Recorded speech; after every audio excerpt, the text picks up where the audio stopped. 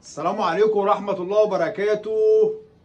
مساء الفل، مساء السعادة، مساءكم زي العسل بزيادة. طبعا أنا أول الفيديو ماسك لكم فرد الحمام ده عشان تنتبهوا معايا. في أول الفيديو في حالة دخلت عندي في السلاكة.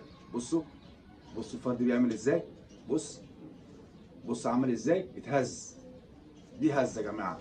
أنا ماسك لك الفرد ده في أول الفيديو عشان تاخد بالك بقى معايا.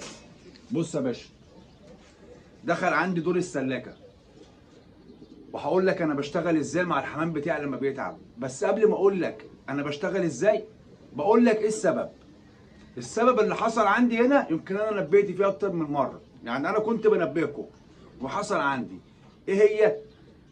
دخول تيار الهواء على الحمام. دخول تيار الهواء طب انت هتقول لي ازاي يا ابو حازم تيار الهواء دخل لك السلاكه؟ هقول لك. انا عندي حازم مثلا بيطلع يمسق يوم ويوم. حازم ابني بيمسق يوم ويوم. فحازم بيعمل ايه حضرتك بقى؟ بص ده الباب اهو. يجي المعلم حازم عامل لي الباب كده وسايبه لي مفتوح. بص الهواء دخل ازاي، علشان خاطر يمسق. يفضل سايب الباب مفتوح لحد ما بص حتى يعني الهواء دخل قلب السلاكه لحد ما بيمسق مثلا 30 مسقه ولا 35 مسقه، وبعد كده بيقفل الباب بعد ما يخلص تمسيك. طبعا طلعت انا في مره من قيمه اسبوع كده او 10 ايام، سامع صوت الباب عمال كل شويه دب يتهبد دب. فطلعت قلت اشوف في ايه الخبط اللي فوق ده. اتاري الباب لما بيكون مفتوح الهواء جامد يقوم جاي يزقه وقفله وهبده. فقلت له يا ابني لما تيجي تمسق ما تخليش الباب مفتوح علشان الحمام ما يتعبش. ما اعرفش بقى، انت فاهمين برضه حازم لسه صغير وبتاع. فكان بيسيب الباب مفتوح، بيخش تيار الهواء على الحمام، قلب لي الدنيا. هنا بقى المشكله حصلت، اللي انا طالع النهارده اعرضه لك ازاي تلحق نفسك من المشكله دي وما تقفش عاجز عند حمامك. حمامك تعب، حمامك دخل عليه دور، عرفت ايه السبب؟ احاول اعالج السبب واعالج الحمام بتاعي. لان لو ما عالجتش السبب وما عالجتش الحمام، هبص الاقي نفسي عمال اعالج في 20 30 حمامه وهيقعوا مني في الاخر وهيموت ابقى عاجز قدام منهم. وده يقول لي كلمتين اجري اجيب علاجات، وده يقول لي كلمتين اجري اجيب علاجات، وهتلاقي نفسك مش عارف تعمل حاجه، بتصرف فلوس وحمامك بيموت. فانا النهارده جاي بقول لك في الفيديو ده الحق نفسك. زي ما بصور لك الايجابي وبديك المعلومه، بصور لك السلبي اللي حصل عندي وازاي نعالج السلبيات اللي حصلت عندي. طيب الدور ده دخل على كام حمامه ابو حازم؟ الدور ده دخل على 4 حمامات عندي في السلاكه. 4 حمامات، والاربع حمامات هما اللي في وش الباب. هما اللي في وش الباب على طول. اللي حصل معاهم الدروبات ديت بدأت ازاي معايا؟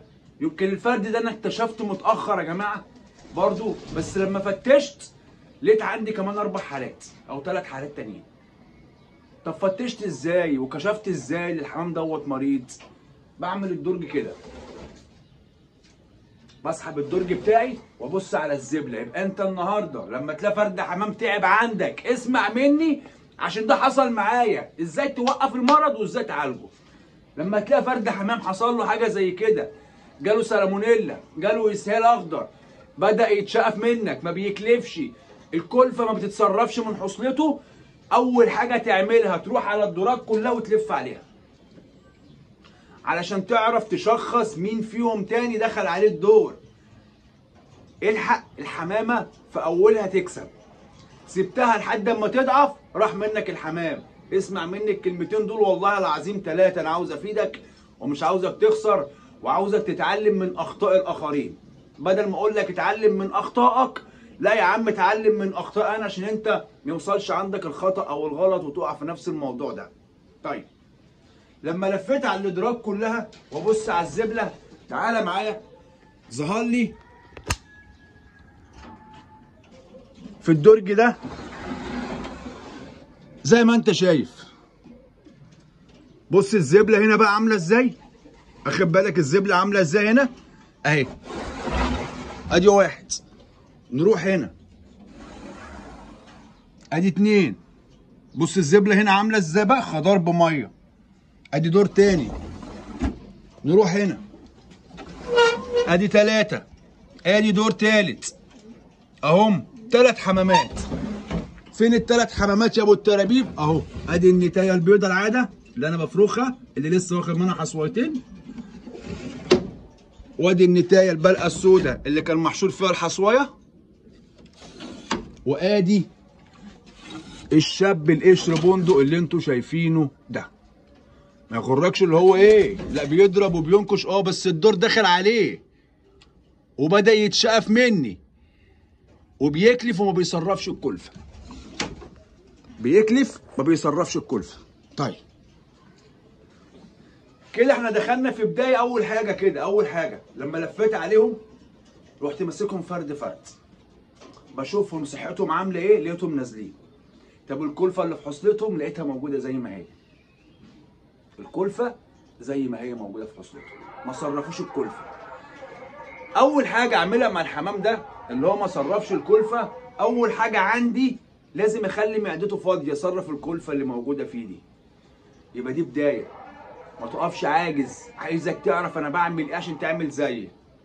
عارف الكربوناتو اللي هي بتاعت الفلافل اهي، دول ب 10 جنيه كربوناتو اهو بتاعت الفلافل اهي، تمام.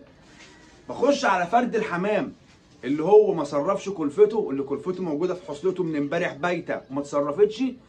بخش على فرد الحمام يا باشا وباخد شعره، بص شعره بايدي اهي اهي، شعره بايدي وبديله في بقه مباشر، وبعد كده بديله شويه ميه، او بجيب نص كوبايه ميه، نص كوبايه ميه وبحط عليها يعني اقل من نص معلقه كربوناتو واكتر من ربع شويه، قول فوق الربع بحاجات بسيطه، وبقلب كويس وبدي كل فرد فيهم 5 سم ميه بكربوناتو.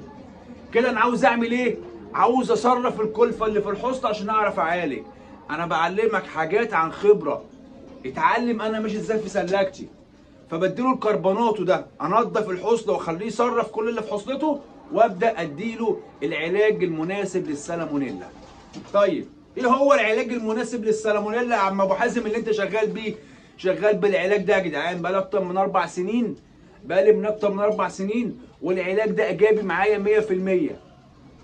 لو مش ايجابي مش هشتغل بيه. انت ممكن تقول لي ايه؟ طب ادي فلوريكول، ادي بانفلور، ادي مش عارف سيفوتاكس حقن، ادي ايه اللي انت عاوز تقوله لي او تكتبه لي في كومنت انت ماشي بيه وناجح معاك، الله يبارك لك. فانا النهارده بنقل لك حاجه تاني شغال بيها ناجحه معايا في السالمونيلا، وهوريكم العلاجات وهوريكم الحالات وهوريكم كل حاجه. بصوا واتفرجوا على فرد الحمام ده دلوقتي اهو، انا شغال معاه اهو. ده الوحيد اللي انا بقى ايه عازله بعيد عشان عاوز احلل الشخصيه بتاعته في الزبله والكلام ده اهو. وفرد الحمام انا بعالجه في بابه، انا بعالج فرد الحمام في بابه. بصوا ده عامل ازاي اهو اهو، بصوا رايح خالص اهو. هفرجكم عليه بعدين. ادعوا لنا بس كده ايه ربنا يكرمنا. طبعا احنا بنجتهد ولكن التوفيق في الاول وفي الاخر من عند ربنا سبحانه وتعالى. احنا بنجتهد وبنعمل اللي علينا. طيب العلاج اللي بتشتغل بيه بقى، خد بقى العلاج اللي انا بشتغل بيه ده، شريط برشام فلوموكس اهو 500. خلاص انا عندي حاليا دلوقتي 4 حالات، عندي 4 حالات. ركز معايا عشان تعرف العلاج انا شغال بيه ازاي للسالمونيلا.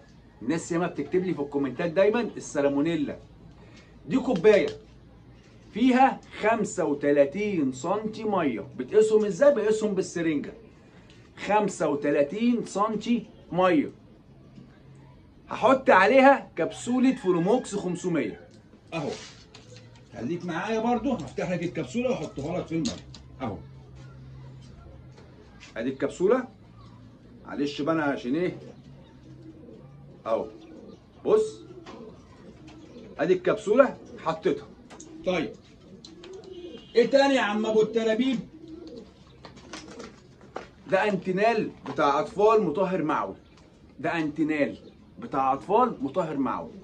برج كويس، خليك معايا برضو اهو. برج الانتينال كويس. انا حاطط كام سنتي ميه؟ 35 سنتي ميه ل4 حمامات على كبسوله فلوموكس اهو.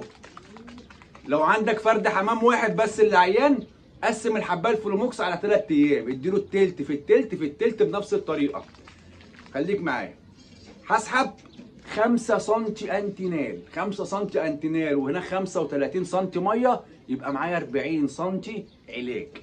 حد كل فرد فيهم 10 سم اهو. دي سرنجه 10 سم، انا سحبت 5 سم. تعالوا برضو ايه معايا ونشوفوا هنعمل ايه. اهو بص اهو، واسحب واقلب. عندك معلقه عايز تقلب بيها قلب بيها اهو. دي يا جدعان الطريقه دي انا شغال بيها بقالي 4 سنين، شغال بالطريقه دي والحمد لله. هزه بعالجها، روشه بعالجها، اسهال معوي بعالجه، سالمونيلا حاده بعالجها بنفس الموضوع ده اهو اهو. تمام. وبخش على كل فرد حمام. طبعا انا مش هديهم دلوقتي العلاج، هاخره شويه. تمام. عشان امبارح الحمام ده كان في حصلته كلفه ياما مش متصرفه، وحطيت له امبارح كربوناته بالليل. فانا ببص على الحمام دلوقتي لقيت كل فرد فيه كام حبايه كلفه كده في حصلته، فهستنى بس ينضفها خالص كمان ساعه ولا حاجه، وهديلهم كل واحد 10 سم انتينال. طيب اشتغل كام يوم؟ من 3 ل 4 ايام. 4 ايام الزبله اتحسنت والحمام كلف، بوقف. الزبله ما اتحسنتش بس الحمام بيكلف او العكس، بريح يومين وارجع اديهم كمان جرعه 3 ايام. برجع اديهم جرعه تاني 3 ايام. ربنا بيكرمني وبيفوق. الحمام ده بيكلف، اللي عيان هنا ده ما بيكلفش، اللي هو عامل لي كده ده ما بيكلفش. هعمل ايه بقى؟ حبه دور عويجه واغسلهم وانا اكله بايدي كل يوم، اديله حبايتين كده شويه امشي له معدتهم. ده لو انت عاوز الحمام يخف لازم تتعب معاه شويه. باقي الحمام لازم تعمل حاجه كده عشان برضو ايه، لو في حاجه، في طفيليات، في بكتيريا، في اي حاجه في معده الحمام الباقي، فانا بعمل زي وقايه بقى. ايه هي الوقايه؟ الكلفه بتاعتي اهي، تمام، اللي انا بكلفها دي انا لسه عاملها. تمام. وبجيب فلاجيلات فورت. ده بتاع ايه؟ ده مضاد للبكتيريا،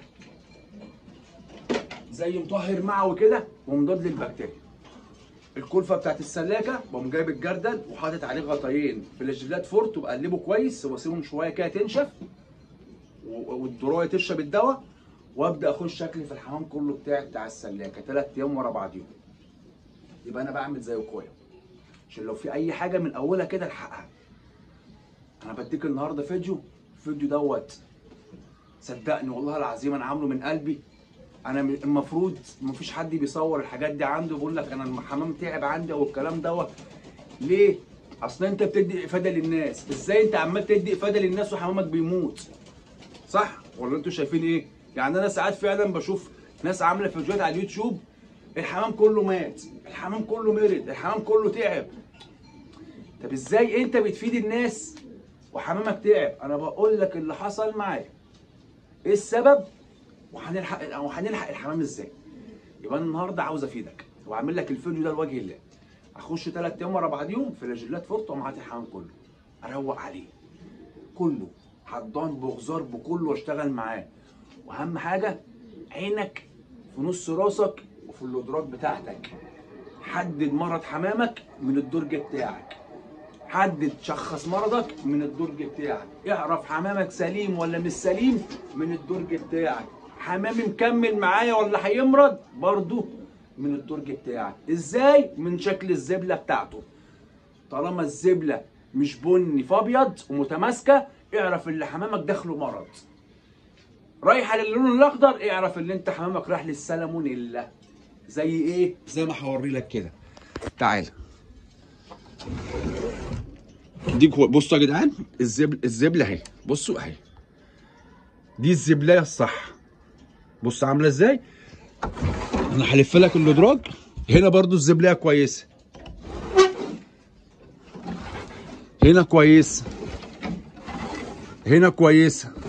شوف انا بجيب لك الادراج اهي، هنا كويسه.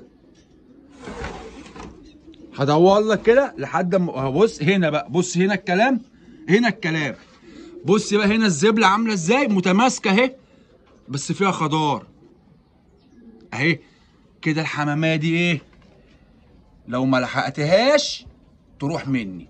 هي كده في اولها في ميكروب، في طفيليات، في حاجه في معدتها اشتغل عليها. هنا كويسه، بص الزبله هنا كويسه. هنا فيها سنه خضار صغيره اهي برضه هشتغل عليها، بس هنا انا شايف الزبله كويسه. تمام. نخش على القص ده، كويسه، فيها سنه خضار خفيفه خفيفه بس كويسه. هنا كويسه اهو كويسه. انا بلف لك على الادراج ليه؟ عشان اشخص لك المرض. دي الزبله الصح اللي هي البن دي، عشان اشخص لك المرض وتعرف الحمام ده فيه ايه. بصوا بصوا هنا عامله ازاي، حلوه ومتماسكه بس فيها سنه خضار. انا مش عاوز الخضار ده في الحمام خالص. انا الخضار ده مش عايزه خالص في الحمام يا جماعه. الخضار ده عند الحمام غلط. طالما في خضار في الزبله في داخل عندك مرض، في ميكروب في معده الحمام، الحقه. طب ابو حازم انا مش عاوز ادي وقايه بالعلاجات. اغلي معلقتين كزبره ناشفه على ميه مغليه كويسه، على لتر ميه، وادي الحمام مسق الحمام. انت مش عاوز تدي علاجات يبقى اشتغل طبيعي. ايه الطبيعي؟ ادي معلقتين كزبره ناشفه على لتر ميه واغليهم غلوه حلوه، وخش بايدك كل فرد حمام اديله 10 سم بايدك لمده 3 ايام. اغلي لهم شويه لبان دقر، اغلي لهم شويه نعناع، اديهم التوم والبودر والثوم باودر والبصل باودر والكركم والحاجات دي. لو عاوز تشتغل طبيعي اكسر نص فص توم لكل فرد حمام واديهوله. لكن انا دلوقتي علشان في دور عندي في السلاكه فبدي فلاجيلات فرد الحق الحمام. انا ما بحبش العلاجات، بس المضطر بيركب الصعب، وانا مضطر فهركب الصعب. اخواتي وحبايبي، اتمنى الفيديو يكون عجبكم. ما تنساش تعمل لايك للفيديو وشير الفيديو ده على قد ما تقدر، عشان اخواتك الهواة المحترمين لو حد وقع في الدروب ده يعرف يتعامل مع الحمام ازاي. تحياتي ليكم والسلام عليكم ورحمه الله وبركاته.